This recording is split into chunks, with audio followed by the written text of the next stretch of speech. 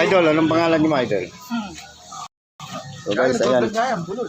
Ayan na guys, bukas at magpapalinis tayo ng fuel filter.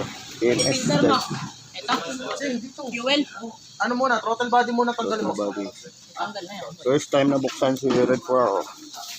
Tuloy natin din at saka yung kanyang lalay. Ano po? Ano ako, sumahit sa likod eh. Koko! Dumi na ho, gago. Sa ngayon lang naman nabuksan eh.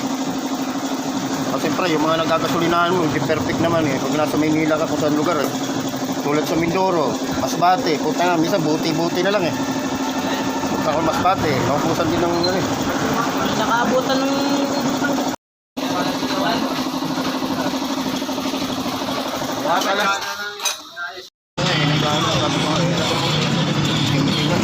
At makita pang kulay ng bakal dyan eh.